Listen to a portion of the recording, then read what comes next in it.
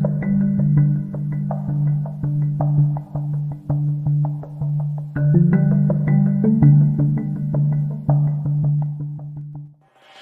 हुए जंगली मुर्ग के मिसालों की तेज़ खुशबू आई तो मेरी भूख तेज़ हो गई। सांप के जहर ने जाते जाते शायद मुझे शदीद भूख लगा दी थी। मैंने कहा, राना तू मेरा बालिका है, मैं तेरा दिल नहीं तोड़ूंगा। तेरे लिए मैंने अपने आप को सांप से डसवा लिया था, मुझे मुर्ग खाने में क्या एतराज़ हो सकता है। इस जुमले से राना खूनी बहुत महसूस हुआ। अपनी रान पर जोर से हाथ मार कर हंस पड़ा, फिर हाथ बांध कर बोला, महाराज आप भगवान समान हैं, आपने मेरी बात मानकर मुझे सामान दिया है। खाने के बाद इसके आदमी वहाँ ताड़ी की बोतल ले आए। राना ने बोतल को सीने से लगाकर कहा, महाराज आप मुझे माफ़ कर दें, मैं रात को खाने के बाद ताड़ी ना पीऊँ तो खाना हजम नहीं होता और मुझे नींद भी नहीं आती। वो बोतल खोलकर घटाघट ताड़ी के 6-7 घूंट चढ़ा गया। आस्तीन से मुंह पूंछा और उठते हुए बोला, मैं चलता हूँ महाराज, सुबह मिलूंगा। वो बोतल सीने से लगाए मेरे करीब से भारी जूतों की आवाज़ पैदा करता हुआ अपने गार की तरफ चला गया, जो मेरे गार से चंद कदम के फासले पर तीसरा गार था। इस गार के बाहर इसके 2 आदमी पहरे पर बैठ गए और वो भी ताड़ी से शौक कर रहे थे। इस गार की दूसरी जानिब भी एक गार था। इस गार के अंदर से हल्की हल्की सी रोशनी बाहर आ रही थी। मुझे शुबा होने लगा कि इस गार में शायद सोनिया को रखा गया है, मगर दिल नहीं मानता था अगर सोनिया वहाँ होती तो इसकी एक आध आवाज़ ज़रूर सुनाई देती। इस बात का मुझे यकीन था कि सोनिया इस राना खूनी के कब्जे में ही है। हो सकता है कि इसने मेरे आने के बाद इसे जंगल में करीब ही किसी दूसरी जगह पर मुंतकिल कर दिया। इसके खास राजदार मोटे चंदू ने खबर दी थी कि धनपति सोनिया को करवंदी जंगल में राना खूनी के पास फरोख्त कराया है। मैं चौथे गार में से निकलती हुई हल्की हल्की सी रोशनी को तक रहा था। रात गहरी होती चली गई। गर्मियों का हबस आलूद आसमान चमकीले सितारों से झिलमिलाने लगा। नीचे जंगल में गहरी तारीकी और मौत जैसा सन्नाटा छा गया। राना के गार के बाहर मौजूद 2 आदमी पहरा दे रहे थे। इनमें एक ताड़ी के नशे में वहीं पड़ गया, दूसरा आदमी इसके कांधों को जोर जोर से हिलाने लगा, मगर वो बदमस्त हो गया था। जो पहरेदार होश में था, इसने इसे उठाकर पत्थर की नीम कद आदम दीवार के साथ इस तरह अकड़ू बिठाकर राइफल इसके हाथ में थमा दी जैसे वो जाग कर पहरा दे रहा। जाहिर है वो नशे में था। बाहर वाला पहरेदार बार बार गार में जाता और वापस आकर बैठ जाता। एक बार राना खूनी की आवाज़ बुलंद हुई। यह आवाज़ बड़ी गजबनाक थी। पहरेदार भागकर अंदर गया। राना खूनी से गालियां देकर कोई शय लाने को कह रहा था। मुझे इसके मुंह से निकले हुए तामुल जुबान के बेरबत अल्फाज समझ में नहीं आ रहे थे। पहरेदार दूसरे ही लम्हे गार से निकलकर इस गार की तरफ बढ़ा जहाँ से लालटेन की हल्की हल्की सी रोशनी आ रही थी। वो गार में दाखिल हो गया। मैं आंखें फाड़कर अंधेरे में देखने की कोशिश करने लगा। थोड़ी देर बाद पहरेदार नीम रोशन गार से निकला तो इसके पीछे पीछे धीमी रोशनी में मुझे वही सरो कद सुरख साड़ी वाली लड़की नजर आई, जिसे मैंने शाम से कुछ पहले नीचे नदी में स्नान करते हुए देखा था। अब वो अंधेरे में थे और इनके साए राना खूनी की गार के आगे पीछे दाखिल हो गए। फिर राना खूनी के गार में भी सन्नाटा छा गया। मैं वहाँ से उठकर किसी तरह चौथे गार की तलाशी लेना चाहता था। हो सकता था वहाँ से मुझे सोनिया का कोई सुराग मिल जाए, मगर मुझे चौथे गार तक पहुँचने के लिए लामुहाला राना खूनी के गार से आगे से गुजरना पड़ता था, जिसके अंदर से अब लालटेन की रोशनी नहीं आ रही थी। मगर गार के बाहर एक पहरेदार अभी तक होश में था, बल्कि पूरी तरह होश में था, क्योंकि जहाँ तक मैं देख सकता था इसने ताड़ी की बोतल को दोबारा मुँह नहीं लगाया था। मेरा अंदाज़ा दुरुस्त निकला जब उठकर गार के सामने टहलने लगा और मैं अपनी जगह से उठकर तख्त पर मच्छरदानी के अंदर आ गया और तकिए से टेक लगाकर नीम दराज हो गया। मैंने एक बार फिर अपनी तसल्ली के लिए अपने जिस्म के अंदरूनी निज़ाम का जायज़ा लिया। मेरे खून में सांप के जहर का मामूली सा असर भी बाकी नहीं रहा था। मैंने अपने अंगूठे को आंखों के करीब लाकर देखा। मुझे हाथ के ऊपर अंगूठे के पास सियाह रंग का एक नन्हा सा निशान नजर आ रहा था। अब अचानक मुझे ख्याल आ गया कि यह सांप भी ज़्यादा जहरीला नहीं था। एक बार उत्तर प्रदेश के जंगलों में मुझे एक सपेरे ने बताया था कि सांप जब डसे और जहाँ वो डसे वहाँ 2 दांतों के निशान हो तो समझ लें कि ये सांप बहुत जहरीला है और इसका तोड़ मुश्किल ही से हो सकेगा। लेकिन अगर सांप के डसने से जिस्म पर सिर्फ एक दांत का निशान हो तो इसका मतलब है कि ये सांप ज़्यादा जहरीला नहीं है और अगर आदमी को फ़ौरन तिब्बी इमदाद मिल जाए तो इसकी जान बच सकती है। ये अलग बात है कि वो आदमी सांप की दहशत की वजह से खुद ही इन पर छोड़ दे। अब मुझे तसल्ली पूरी हो गई थी कि सांप का जहर मेरे जिस्मानी निज़ाम को ज़्यादा नुकसान नहीं पहुंचा सका। वैसे नाग बूटी ने भी बहुत काम किया था और वो कुदरत की बनाई हुई सच्ची बूटी थी। राना खूनी के गार में घुप अंधेरा था। रात काफ़ी गुजर गई। दूर नीचे जंगल के किसी कोने में से शेर की दहाड़ गूंजी और इसने सन्नाटे को ज़्यादा दहशतनाक बना दिया। इसके बाद ऐसी खामोशी छा गई कि जैसे सारी कायनात दम बखुद हो गई। न जाने क्या बात थी कि थकावट की वजह से मुझे नींद नहीं आ रही थी। बार बार मेरा ख्याल सोनिया की तरफ जाता, खुदा जाने वो कहाँ होगी, किस हाल में होगी। काश मैं चौथे ग़ार में जाकर इसकी तलाशी ले सकता। अगर इन लोगों ने मेरे आने के बाद वहाँ से सोनिया को किसी दूसरी जगह पर मुंतकिल कर दिया था तो ग़ार में इसकी 2-3 ऐसी चीज़ें ज़रूर पड़ी होंगी जो इसकी मौजूदगी की तस्दीक कर देंगी। लेकिन सवाल यह था कि रास्ते में पहरेदार बैठा था, मैं वहाँ तक जा नहीं सकता था। मच्छरदानी को तख्त के किनारे से ज़रा सा ऊपर उठा के मैं बराबर राना के ग़ार के बाहर पहरा देते आदमी को तक रहा था, जो अब राइफ़ल ज़मीन पर रखे दीवार से टेक लगाकर बैठ गया था और बेड़ी सुलगा कर पीने लगा था। बेड़ी इसने माचिस के शोले को हाथ से ढांप कर सुलगाई थी। इतने में राना खूनी के इसको गालियां देने की आवाज़ बुलंद हुई। बाहर बैठा हुआ पहरेदार अपनी जगह से बिल्कुल न हिला। शायद ये रोज़ के मामूलात की बात थी। इसके बाद फिर गहरी खामोशी छा गई। मेरे लिए चौथे ग़ार में जाने का कोई इम्कान नहीं था। मैंने तख्त पर टांगें फैलाई और आंखें बंद कर ली। गनूदगी पहले ही तारी हो रही थी। आंखें बंद करते ही मैं गहरी नींद में खो गया। आंख खुली तो धूप मच्छरदानी से छन छन करा रही थी। मैंने दिल ही दिल में 5 बार कलमा शरीफ पढ़ा और मच्छरदानी हटाकर बाहर आ गया। नीचे वादी के दरख्तों पर शफाफ धूप चमक रही थी। एक राइफल बरदार पहरेदार राना खूनी के ग़ार के आगे चल फिर कर पहरा दे रहा था। दूसरा न जाने कहाँ गया था। इस पहरेदार ने मुझे हाथ बांध कर नमस्कार किया। मैंने ओलख निरंजन का नारा बुलंद किया और श्लोक पढ़ने लगा। मैं इस रुख पर बैठा था कि दाएं जानिब तीनों ग़ारों के दहाने मुझे बराबर नजर आ रहे थे। चौथे ग़ार के बारे में मुझे शुबा था कि वहाँ सोनिया कैद है, वो भी वीरान सा था। राना खूनी की ग़ार में से एक आदमी राइफल कांधे पर डाले बाहर निकला। इसके पीछे पीछे सुरख साड़ी वाली सांवली लड़की थी। वो पहरेदार के साथ ग़ारों के आगे वाले पथरीले सहन से गुजर कर एक तरफ से नीचे ढलान पर उतर गई। चंद लम्हों के बाद मैं भी उठा। पहरेदार से कहा कि मैं जंगल को सैर को जा रहा हूँ, नदी पर स्नान भी करूँगा। मैं दूसरी तरफ ढलान में उतरने लगा। आगे वही सुरंग, हरी भरी झाड़ियों और झुके हुए दरख्तों वाली सुरंग शुरू होगी। मैं आहिस्ता आहिस्ता चलता हुआ सुरंग में से निकलकर पहलू से होता हुआ नदी के इस किनारे पर आ गया जहाँ नदी चक्कर काट कर सुरख चट्टानों के पीछे चली जाती थी। पीछे निगाह डाली तो सुरख साड़ी वाली लड़की नदी में गुसल कर रही थी। इस लड़की को भी राना खूनी ने ज़रूर कहीं से अगवा करके अपने हाथ डाल रखा था। शायद ये लड़की मुझे सोनिया के बारे में कुछ बता सके। एक अगवाशुदा औरत को दूसरी अगवाशुदा औरत से ज़रूर हमदर्दी होगी। दरख्तों पर जंगल के परिंदे सुबह की रोशनी के गीत गा रहे थे। शबनम से लदी हुई ठंडी हवा चल रही थी। मैंने एक तरफ हटकर नदी के पानी में गुसल किया, दांत साफ किए, गेरवी धोती ज़ेबतन की माला गले में डाली और आहिस्ता आहिस्ता वापस चलने लगा। मैं बुलंद आवाज़ में श्लोक पढ़ता रहा था क्योंकि मुझे मालूम था कि आसपास राना खूनी के आदमी पहरे पर मौजूद होंगे। ऊपर इस स्थान पर आया तो राना खूनी मिसवाक कर रहा था। मुझे देखते ही नमस्कार किया और बोला, महाराज रात कैसी गुजरी? मैंने कहा, साधु संतों की रात भगवान की याद में गुजरती। राना खूनी ने मेरे पास बैठकर दही और रात की बासी रोटी का नाश्ता किया। फिर वो अपनी राइफल खोलकर साफ करने लगा। नाल में से डोरी को बाहर खींचते हुए बोला, महाराज हम जरा एक काम से जा रहे हैं, आप बेफिक्र होकर यहाँ बैठे और दुर्गा देवी से हमारे लिए प्रार्थना करें कि हम कामयाब होकर लौटें। मैं समझ गया कि वो कहीं वारदात करने जा रहा है। मैंने भी बड़े एतमाद से हाथ बुलंद करते हुए कहा, निश्चिंत रहो राना, देवी दुर्गा तेरी सहायता करेगी। कोई 1 घंटे के बाद राना खूनी अपने आदमियों के साथ पूरी तरह मुसल्ले होकर वहाँ से निकल गए। जाते हुए उन्होंने बारी बारी मेरे कदम छुए और मुझसे आशीर्वाद भी ली। इसके जाने के बाद वहाँ सिर्फ एक पहरेदार रह गया था जो राना के ग़ार के आगे पहरे पर बैठ गया। सिवाय इस पहरेदार के मैदान बहुत हद तक साफ था। अगर ये पहरेदार कुछ देर के लिए इधर उधर हो जाए तो मैं चौथे ग़ार की तलाशी लेकर सोनिया के बारे में कोई सुराग लगा सकता था।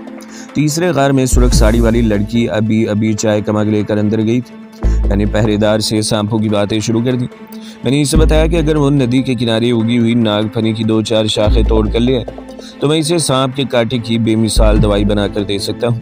सांपों से इन लोगों का वास्ता पड़ता ही रहता था और फिर गुज़श्ता रोज़ वो मेरी जड़ी बूटी का करिश्मा अपनी आंखों से देख चुका था। कुछ मैंने भी इसके इश्तियाक को तेज़ कर दिया। मैं राना खूनी का ख़ास साधु सन्यासी था। वो नागफनी की टहनियाँ तोड़ कर लाने के लिए नीचे चला गया। नदी के किनारे नागफनी बहुत उगी हुई थी। जब वो मेरी नज़रों से ओझल हो गया तो सबसे पहले इस ग़ार में गया जो अभी तक मेरे लिए पुरस्कार बना हुआ था। ये ग़ार भी दूसरे ग़ारों की तरह खाली और वीरान ऊंची छत वाला था। कोने में सिर्फ आटे चावलों की बोरियां पड़ी थी। कुछ घी और मिट्टी के तेल के कनस्तर भी वहीं रखे थे। किसी इंसान की मौजूदगी का वहाँ कोई निशान नहीं था। मैं बाहर निकल आया। बाहर आते ही ऊंची आवाज़ में 2-3 मंत्रों का विर्द किया और तीसरे ग़ार के सामने आकर बोला, कन्या, हम तुम्हें दर्शन देने आए हैं। ज़ईफ़ुल एतकाद सुरख साड़ी वाली लड़की गार से बाहर निकल आई। इसने आते ही झुककर मेरे कदम छू। मैंने इसके सर पर आहिस्ता से हाथ रखकर कहा, तू बड़ी भगवान है कि राना जैसे बहादुर आदमी की बीवी है। हम तुम्हें वरदान देंगे। सुरख साड़ी वाली लड़की ने हाथ बांधकर मेरी तरफ देखा। इसकी आंखों में आंसू भरे हुए थे। वो सतवान नाक और मोटी से आंखों वाली खुश शक्ल और नौजवान लड़की थी। मैंने ये जुमले तामिल जुबान में कहे थे। वो मुझे आंध्र प्रदेश की ही लग रही थी। इसने इधर उधर एक निगाह डाली और खुश्क सहमी हुई आवाज़ में बोली, महाराज, मैं और किसी की बीवी हूँ। अब मैंने इस दहलान की तरफ देखा कि कहीं पहरेदार नागफनी लेकर वापस तो नहीं आ रहा। दहलान वीरान थी। मैंने लड़की के सर पर हाथ रखा और इससे इसका नाम पूछा। इसकी आंखों से टप टप आंसू गिरने लगे। महाराज, मेरा नाम हंसा है। 1 माह पहले मेरी शादी हुई। मैं अपने दुल्हा के साथ इस गांव जा रही थी कि जंगल में राना और इसके आदमियों ने धावा बोल दी। मेरे पति देव को जख्मी कर दिया और मुझे उठाकर ये राक्षस यहाँ ले आए। महाराज, भगवान के लिए मुझे यहाँ से निकाल कर ले चलिए। मैं आपके पाँव पड़ती हूँ। लड़की मेरे पाँव पर गिर पड़ी। इसने एक ही सांस में अपनी दुख भरी दास्तान बयान कर दी थी। मैं इसे अपने बारे में कुछ नहीं बताना चाहता था। अभी इसने सोनिया के बारे में कुछ नहीं बताया था। मैंने इसे कांधों से पकड़कर उठाया। इसके कमज़ोर कांधे कांप रहे थे। इस ख्याल से कहीं कोई छुपा हुआ पहरेदार सुन न रहा हो। इसे कहा, कन्या, राना एक बहादुर सुरमा है। वो तुझे यहाँ खुश रखता है। तुझे यहाँ से जाने की क्या ज़रूरत है? बल लड़की चेहरा हाथों में छुपाकर आहिस्ता आहिस्ता सिसकियाँ भरने लगी। मैंने देखा कि इसकी उंगलियों में सुहाग की मेहंदी का रंग अभी तक सुर्ख था। बदनसीब दुल्हन को अपने खामन के साथ रहना नसीब नहीं हुआ था। जाहिर है इस संगदिल राना खूनी से नेक काम की तवक्का नहीं की जा सकती थी। मैं ये कहकर अपने स्थान की तरफ चल दिया कि हम तुमसे फिर बात करेंगे कन्या। वो आंसू बहाती अपने गार में वापस चली गई। इतने में पहरेदार नागफनी लेकर आ गए। नागफनी की एक शाख को मैंने छील कर इसके ढंटल के 3 टुकड़े पहरेदार को दिए और कहा, इसे नीचे नदी के किनारे ले जा और कटोरी में डालकर कूट कर पीस डाल, मगर थोड़ी थोड़ी देर बाद नदी के छींटे जरूर देना। जब इसका अरक निकल आए तो मेरे पास ले आना। इससे मेरा मकसद इसे कुछ देर के लिए मजीद नीचे भेजना था। मैं सुर्ख साड़ी वाली लड़की से सोनिया के बारे में कुछ मालूमात हासिल करना चाहता था। पहरेदार ने कार में से एक कटोरी और लकड़ी का छोटा डंडा लिया और एक बार फिर नीचे नदी की तरफ रवाना हो गई। जब वो निगाहों से ओझल हो गया तो मैं उठकर सुर्ख साड़ी वाली बदनसीब दुल्हन बंसा की गार में आ गया। वहाँ फर्श पर बिछोना बिछा हुआ था। पास ही कैतली, पानी का मटका, 2 गिलास और चाय के 3-4 मग पड़े थे। हंसा बिछोने पर इसी तरह बैठी थी कि इसका सर घुटनों पर लगा हुआ था और बाल एक तरफ को नीचे आबशार की तरफ गिर रहे थे। मुझे देखते ही वो उठकर खड़ी हो गई। मैंने हाथ से इसे बैठने का इशारा किया और इसके पास ही फर्श पर बैठते हुए बोला, बंसा, क्या तुम्हारी सिवाय यहाँ कोई और लड़की भी रहती है? बंसा ने अपनी बड़ी बड़ी काली आंखों से मुझे देखा और हाथ जोड़कर बोली, महाराज, 2 रोज़ पहले एक लड़की को राना का एक आदमी यहाँ आकर रखवा गया था। मैंने जल्दी से पूछा, क्या इसका रंग गोरा था, बाल भूरे और आंखें हल्की शरबती थी? हाँ महाराज, बंसा बोली। वो मुझे पढ़ी लिखी लड़की लगती थी। वो कहाँ है? मैंने बड़ी बेताबी से इससे पूछा। बंसा ने कहा, महाराज, मुझे कुछ मालूम नहीं। राना इसके आने के बाद कुछ परेशान हो गया था। इसने कल सुबह ही इसे अपने एक आदमी के साथ किसी तरफ रवाना कर दिया। अब मैंने हंसा को किसी हद तक एतमाद में लेने का फैसला कर लिया और इसे कहा, हंसा, अगर तुम किसी तरह राना से मालूम कर लो कि वो लड़की राना ने कहाँ भेजी है तो मैं वादा करता हूँ कि तुम्हें यहाँ से निकाल कर ले चलूँगा। हंसा ने मेरे पाँव पकड़ लिए। महाराज, मुझे यहाँ से निकाल कर ले जाएं, मैं यहाँ मर जाऊँगा। मेरे पति देव और माता पिता का न जाने क्या हाल हो रहा होगा। मैं इसका सर ऊपर उठाते हुए कहा, ये बातें अब बंद कर दो और जो मैं कहता हूँ वही करो। आज रात राना से मालूम करो कि इसने लड़की को कहाँ भेजा है और वह लड़की कौन इसे दे गया है। इस पर बंसा ने कुछ याद करते हुए कहा, जो आदमी दुबली पतली गोरी रंग वाली खामोशी लड़की को राना के हवाले कर गया था, इसका नाम धनपति था, क्योंकि एक बार राना ने इसी नाम से पुकारा था। अब मुझे यकीन हो गया कि वो लड़की सोनिया ही थी। मैं वादा करता हूँ कि इसके बाद तुम्हें यहाँ से निकाल कर अपने साथ ले जाऊँगा और तुम्हें तुम्हारे माँ बाप के घर पहुँचा दूँगा। मगर एक बात ध्यान से अपने दिल में बिठा लो कि इस बात को किसी को कानों कान खबर न देना, समझी? हंसा बड़ी समझदार लड़की मालूम होती थी। इसने एक लम्हे के लिए मुझसे ये ना पूछा कि मेरा इस लड़की यानी सोनिया के साथ क्या रिश्ता है और क्या मैं इसकी तलाश में वहाँ आया हूँ। कहने लगी, महाराज, मैं विष्णु भगवान की कसम खाती हूँ कि इसका जिक्र किसी से नहीं करूँगी। मैं इस लड़की के बारे में आज रात ही राना से गुलवाने की कोशिश करूँगी। क्या वो तुम्हें बता देगा? मैंने खदशे का इजहार किया। हंसा ने नथनी फुलाते हुए गहरा सांस लिया और बोला, इस राक्षस से राज उगलवाने का ढंग मुझे आता है। मैं उठ खड़ा हुआ, वो भी मेरे साथ ही उठी। मैंने कहा, अब मैं जाता हूँ, तुम इसी जगह बैठी रहो, मैं तुमसे खुद ही मिल लूँगी। तुम मुझे मिलने की हरगिज़ कोशिश न करना। मैं तेज़ी से कार से निकलकर अपने स्थान पर आकर बैठ गया। पहरेदार अभी तक वापस नहीं आया था। अब मैं सोच के समंदर में बहने लगा। सोनिया को राना ने कहाँ भेजा होगा? वो सोनिया के आने के बाद घबरा क्यों गए थे? कहीं इसे इल्म तो नहीं हो गया कि सोनिया गैर मुल्की जासूस और पुलिस और मिलिट्री और सिविल इंटेलिजेंस के लोग इसके पीछे लगे हुए हैं? मैं किसी नतीजे पर नहीं पहुंच रहा था। जहन तरह तरह के ख्यालात की आमाजगाह बना हुआ था। सूरज गुरूब हो रहा था कि राना खूनी अपने आदमियों के साथ वापस आ गया। कुछ लूटा हुआ सामान इसके साथ गठरियों में बंधा हुआ था जो उन्होंने चौथे गार में रख दिया था। राना खूनी ने आते ही मुझे सलाम किया और बोला, महाराज, दुश्मनों को ठिकाने लगा कर आ रहा हूँ, आपकी दया से कामयाब लौटा। मैंने फिजा में हाथ बुलंद करते हुए श्लोक पढ़ा और कहा, भगवान तेरी रक्षा करेंगे। राना तू बहादुर सुरमा है, तेरे दुश्मन तेरा कुछ ना बिगाड़ सकेंगे। वो बड़ा खुश हुआ और मेरे पास ही पत्थर पर बैठकर भारी फौजी बूट उतारने लगा। महाराज, कोई ऐसा मंत्र बताएं कि इस भास्कर लाल से पीछा छूट जाए। बड़ा संपोला थानेदार है, मेरे हाथ में नहीं आता। मैंने कहा, आ जाएगा तेरे हाथ, हम कल यहाँ होन कंड करेंगे तेरे लिए। ऐसा मंत्र पढ़कर फूंकेगे कि वो अंधा हो जाएगा।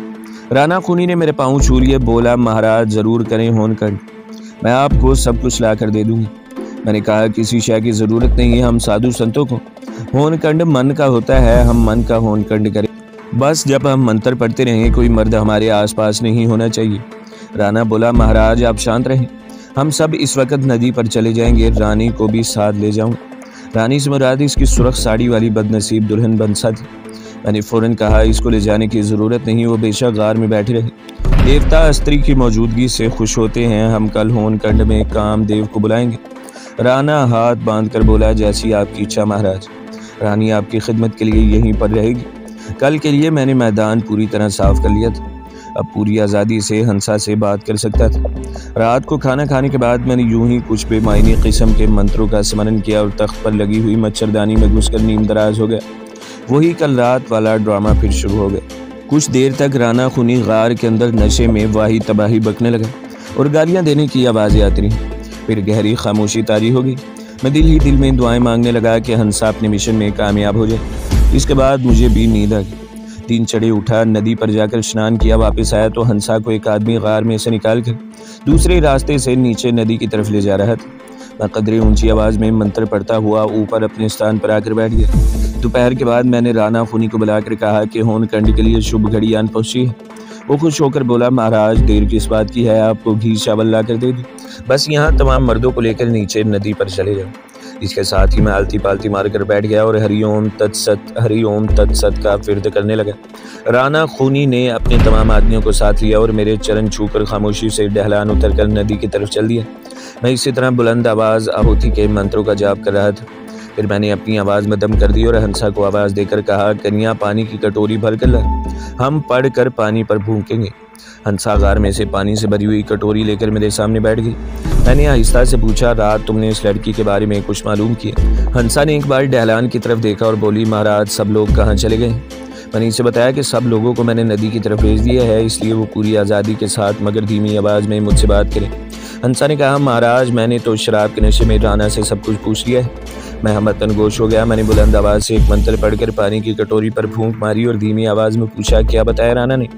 हंसा आहिस्ता से बोली, महाराज राना ने अपने साथी धनपति को गालियां दे रहा था। बोला, इसने मेरे साथ धोखा किया, मैं इसका खून करूंगा। वो 1000 रुपया भी ले गया और ऐसी लड़की मेरे हवाले कर गया जिसके पीछे पहले ही से पुलिस लगी थी। महाराज राना ने बताया कि वो लड़की कोई जासूस थी। मैंने जल्दी से कहा, वो झूठ बोलता है। फिर क्या कहा इसने? लड़की को इसने कहाँ पहुँचा दिया है? मैं हंसा से हर मुमकिन तरीके से असल वाक़यात छुपाना चाहता था, क्योंकि बहरहाल वो एक अजनबी औरत थी और मैं इस पर भरोसा नहीं कर सकता था। वो बोली, महाराज राना ने बताया है कि इसने अपने आदमी के साथ इस लड़की को औरंगाबाद, जो कि दक्कन में है, अपने पुराने साथी प्रभाकर के पास पहुंचा दिया है, जो एलोरा मंदिर का पुजारी बना हुआ है, मगर असल में वो इन डाकुओं के गिरोह का ही आदमी है। मैं तो जैसे सुन होकर रह गया। सोनिया यहाँ से औरंगाबाद पहुंचा दी गई थी, जो कि दक्कन में था। मुझे अब जितनी जल्दी हो सके वहाँ से दक्कन की तरफ कूच कर जाना चाहिए था। मैंने अपने जज्बात पर काबू पाते हुए इस लड़की से पूछा, राना ने और क्या बताया इस लड़की के बारे में? वो हाथ बांधकर बोली, महाराज जिसने बस इतना ही बताया। फिर मेरे पाँव पकड़कर गिड़गिड़ा कर कहने लगी, आप भगवान के अवतार हैं महाराज, मुझे यहाँ न छोड़कर जाइएगा, मुझे अपने साथ ले चले, मैं यहाँ नरक में रह रही हूँ। मैंने इसके सर पर हाथ रखा और तसल्ली देते हुए कहा, हंसा, अब तू अपनी ज़ुबान बंद रखना और किसी से कोई बात न करना, गौर से सुन। आज रात जब राना नशे में धुत होकर सो जाए तो गार से निकल कर अपने गार की तरफ चली जाना। बाहर जो पहरेदार हों उन्हें मैं संभाल लूँगा, बस अब तू जाकर आराम कर। वो हाथ जोड़कर बोली, महाराज मुझे यहाँ छोड़ कर न जाइएगा। मैंने गुस्से से कहा, बकवास बंद कर और ज़ुबान को बंद रख। आज रात जब राना गहरी नींद में हो तो गार से बाहर आकर अपने गार की तरफ चल पड़ना। अब चली जा। मेरे पाँव छूकर चली गई। मेरे जहन ने तेज़ी से रात को फरार का मंसूबा बनाना शुरू कर दिया। मंसूबा कोई ज़्यादा पेचदार नहीं था, बस इस लड़की को लेकर मैं यहाँ से निकल जाना चाहता था। मैंने इससे वादा किया था, अब मैं इसे इस दरिंदे के रहमो करम पर छोड़कर अकेले नहीं जाना चाहता था। मैं आलती पालती मारे सोच में गुम था। रात के वक्त इस लड़की के साथ दरिंदों और हशरातुल अर्श से भरे हुए जंगल से निकलना आसान काम नहीं था। मैंने हंसा से ये भी न पूछा कि वो कहाँ जाएगी। हो सकता है वो भी दक्कन की किसी शहर या गाँव की रहने वाली हो, मगर राना इतनी दूर जाकर इसे कहाँ से अगवा करके ला सकता था। यकीनन वो रास्ते में ही किसी गाँव की होगी। बहरहाल इस वक्त तो सबसे अहम मरहला वहाँ से फरार का था। मैं सोचने लगा कि कहीं मैंने फरार होने का मंसूबा जल्दी में तो नहीं बना लिया, कहीं इस लड़की की वजह से मैं मुसीबत में तो नहीं फंस जाऊंगा। लेकिन अब मैं फैसला कर चुका था और हर हालत में अब बेकसो बेयारो मददगार बदनसीब लड़की को साथ ही लेकर निकलना चाहता था। चाकू मेरे पास ही था। मैंने ये भी फैसला कर लिया कि इन लोगों में से किसी की भरी हुई राइफल भी साथ उड़ा कर ले जाऊंगा। तो दोस्तों, अगली किस देखने के लिए हमारे चैनल को सब्सक्राइब करें, वीडियो को लाइक करें और बेल के आइकॉन को भी दबा दें, ताकि हर जो आने वाली वीडियो है वो आपको सबसे पहले मिलती रहे।